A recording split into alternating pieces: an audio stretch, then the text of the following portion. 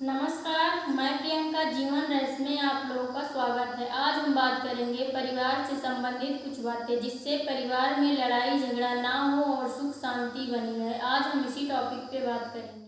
तो इसके लिए सबसे पहले हमें परिवार को समझने की ज़रूरत है। हमारे परिवार में कितने सदस्य हैं, वो क्या चाहते हैं, क्योंकि परिवार में व्यक्ति ही नहीं उनकी भावनाएं, विचार, व्यक्तिगत निष्ठाएं भी रहती हैं। हम सभी लोगों को सबसे ज़्यादा प्यार की उम्मीद, खुशियों की उम्मीद अपने परिवार से ही होती है, क्योंकि भगवान ने हमारे जीवन के रिश्ते प्रेम के लिए बनाए हैं, खुशियों के लिए बनाए हैं। लेकिन हमारे दुखों की सबसे बड़ी वजह हमारे रिश्ते ही बन गए। माता पिता और उनके बच्चे, ये एक समूह होता है। परिवार में केवल इतने ही लोग रहते हैं। जब तक बच्चे छोटे रहते हैं तब तक तो लड़ाई झगड़ा नहीं होता, क्योंकि जब तक बच्चे छोटे रहते हैं तब तक माता पिता जो कहते हैं वो सुनते रहते हैं। जब धीरे धीरे बच्चे बड़े हो जाते हैं, उनकी शादी हो जाती है, तो उनकी भी जिम्मेदारियां कुछ बढ़ जाती हैं, क्योंकि जब घर पे बहू आ जाती हैं तो उनको माता पिता को भी मैनेज करना पड़ता है और अपनी वाइफ को भी मैनेज करना पड़ता है। माता पिता तो जब बेटे की शादी हो जाती है तो अपने माता पिता को भी मैनेज करना पड़ता है और अपनी वाइफ को भी मैनेज करना पड़ता है, क्योंकि वाइफ कहे तो किससे कहे, वो माता पिता से कहेगी तो वो सुनेगी नहीं, तो वो अपने हस्बैंड से ही तो सब कुछ कह सकती है और उनका कोई है ही नहीं और उनका कोई सुनता ही नहीं, क्योंकि माता पिता मानने के लिए तैयार ही नहीं है। चाहे वो 10 साल बहू रुक जाए, लेकिन माता पिता तैयार नहीं है कि हाँ ये बेटी है। बेटी कभी मानेंगे ही नहीं, बहू ही मानेंगे, चाहे 10 साल हो जाए चाहे 20 साल हो जाए।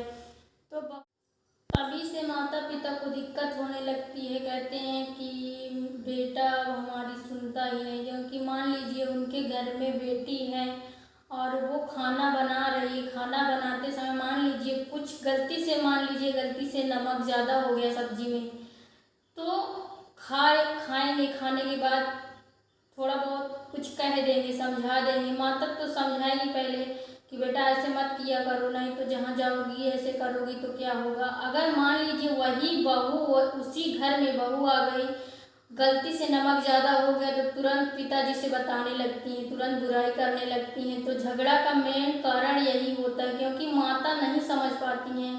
जैसे अपनी बेटी को समझते हो वैसे ही वो भी किसी की बेटी, अपनी बेटी समझते ही नहीं है, कि वही लिए झगड़ा होने लगता है। तो हम बात करेंगे लड़ाई झगड़ा ना होने का महत्वपूर्ण टिप्स। परिवार में सबसे ज़्यादा समझदारी किसको दिखानी चाहिए? सबसे ज़्यादा समझदारी पिता को दिखानी चाहिए। परिवार में जो भी बात करनी चाहिए बड़े बेटे और माता को बैठा के करनी चाहिए, ना कि केवल माता और पिता। बड़ा बेटा भी रहे साथ में, क्योंकि जैसे आप करेंगे वैसे उनको भी करना है, जैसे वो करेंगे उनसे छोटे वाले भी वैसे ही उनको देखकर ही करेंगे। तो अब दूसरे नंबर पे आती हैं माता। माता को क्या समझदारी दिखानी चाहिए? माता को समझदारी दिखानी चाहिए सबसे पहले अपने बेटे पे जितना पहले अधिकार था उतना अधिकार नहीं दिखाना चाहिए, क्योंकि अब उनकी शादी हो गई है, अब उतना अधिकार नहीं दिखानी चाहिए।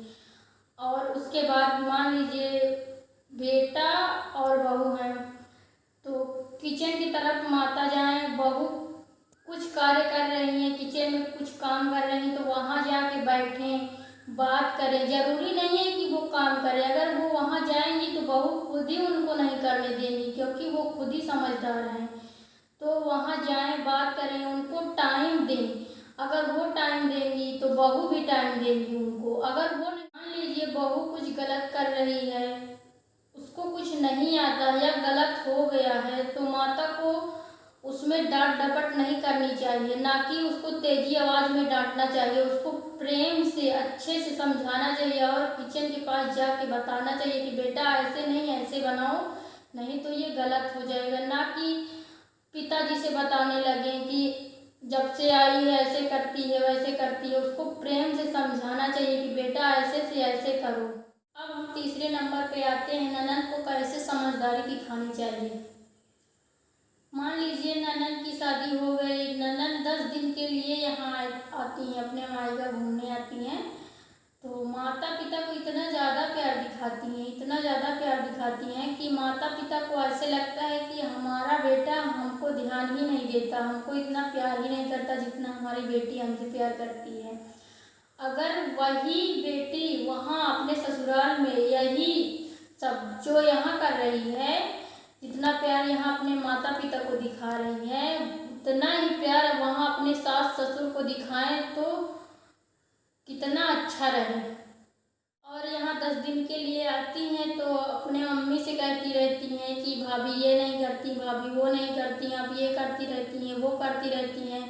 और अपने भाइयों के बारे में भी कहती हैं कि भाई आपको ध्यान नहीं देते हैं, ये करते रहते हैं, वो करते रहते हैं। वो किसको किसको मैनेज करें, सबसे ज़्यादा दिक्कत लड़के को ही होती है, क्योंकि वो किनको मैनेज करें, सिस्टर को मैनेज करें, वाइफ को मैनेज करें, माता पिता को मैनेज करें, उसके बाद और जो रिश्तेदार रहते हैं उनको भी मैनेज करना पड़ता है। और वो लोग 10 दिन के लिए आती हैं और इधर उधर की बातें करती रहती हैं और माता पिता को ज़्यादा से ज़्यादा समय देती हैं। और माता पिता समझ नहीं पाते हैं कि अगर ये यहाँ ऐसा कर रहे, यही काम अगर वो अपने ससुराल में करे तो सही है। तो अब हम चौथे नंबर पे बात करेंगे, बहू को क्या समझदारी दिखानी चाहिए। बहू को समझदारी ये दिखानी चाहिए कि परिवार में, मान लीजिए आपके घर में परिवार में कोई सदस्य कुछ आपसे बोल रहा है तो आपको पलट के जवाब नहीं देनी चाहिए, क्योंकि अगर आप भी, मान लीजिए आपकी माता सासू माँ कुछ कह रही हैं, मान लीजिए वो कह रही हैं, आप भी कहेंगी तो झगड़ा बढ़ता जाएगा। अगर आप नहीं बोलेंगी तो झगड़ा नहीं होगा। अगर कोई भी आपको कुछ कह रहा है तो नहीं बोलना चाहिए। तो मैं एक कहानी के माध्यम से बताती हूँ कि एक परिवार था, वहाँ मतलब सास और बहू से खूब झगड़ा होता था। तो एक दिन बहू अपने मायके गई, तो वहाँ जब मायके गई तो वहाँ एक साधु आए थे, तो वहाँ वो दौड़ती दौड़ती गई और बोली कि प्रभु मेरी सासू माँ और मुझसे बहुत झगड़ा होता है, ऐसा कुछ करो कि झगड़ा ना हो। तो बाबा जो थे वो एक बोतल पानी, सिंपल पानी दे दिए और बोले जब आपकी सासू माँ कुछ कहने लगे, झगड़ा करने लगे, आपको कुछ कहने लगे तो ये जो बोतल में पानी दिए हैं इसको पी लेना, और मतलब पीना भी नहीं इसको, केवल भरे रहना मुंह में। तो वो बोली ठीक है। तो जब वो घर गई, जब उसकी सासू माँ कुछ कहने लगती थी तो वो बोतल का पानी पी लेती थी, और जब उसकी सासू माँ चुप हो जाती थी तो वो पानी थूक देती थी। तो धीरे धीरे ऐसे करती गई।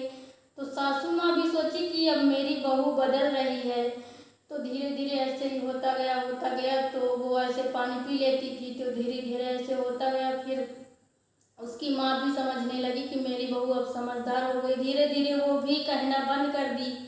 तो फिर से जब वो अपने मायके गई तो वहाँ बाबा के पास गई तो बोलने लगी बाबा बहुत अच्छा पानी दिए थे। तो उन्होंने बताया कि पानी हम अच्छा नहीं दिए थे, आप जो किए हो वो सही किए हो, और उसमें उस पानी में कुछ नहीं था।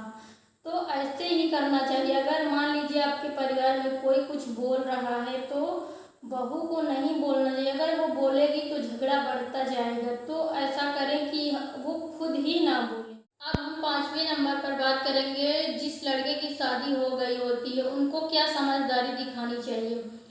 उनको ये समझदारी दिखानी चाहिए कि उनको मतलब परिवार में जितने सदस्य हैं उनको सबको टाइम देना है और अपनी वाइफ को भी टाइम देना है, और उन दोनों आपस में बैठकर उनको समझाना चाहिए, अपने वाइफ को समझाना चाहिए कि हमको सबको टाइम देना है और आपको भी टाइम देना है, हमारे परिवार में सबको टाइम देना है। दोनों आपस में बैठकर बात करेंगे और वो दोनों समझ जाएंगे। अगर वो टाइम देंगे तो वो कुछ नहीं बोलेंगे और वो भी सबको अब हम 6ठे नंबर पे आते हैं, जो सबसे छोटे लड़के होते हैं उनको क्या समझदारी दिखानी चाहिए। उनको समझदारी ये दिखानी चाहिए, हमारे परिवार में जितने सदस्य हैं वो हमें कुछ भी बोलें, वो मतलब उनको सुनना चाहिए, क्योंकि वो सबसे छोटे हैं। मतलब उनको ऑर्डर नहीं देना आप ये करिए, आप वो करिए, मतलब सबको समझना चाहिए वो, क्योंकि सबसे छोटे हैं। मान लीजिए उनकी भाभी आ गई हैं तो उनको तो मतलब जैसे कि उनकी माँ है, उनको माँ के समान मानना चाहिए, उनको ऑर्डर नहीं देना चाहिए, ना कि कुछ कहें, उनको माँ के समान मानना चाहिए और सब लोगों का आशीर्वाद लेना चाहिए, क्योंकि वो छोटे हैं। सबका आशीर्वाद बना रहेगा तो वो खुश रहेंगे। आज का टॉपिक हम इसी पे समाप्त करते हैं। अगर कोई भी गलतियाँ हुई हों तो कमेंट करके बताएं। धन्यवाद।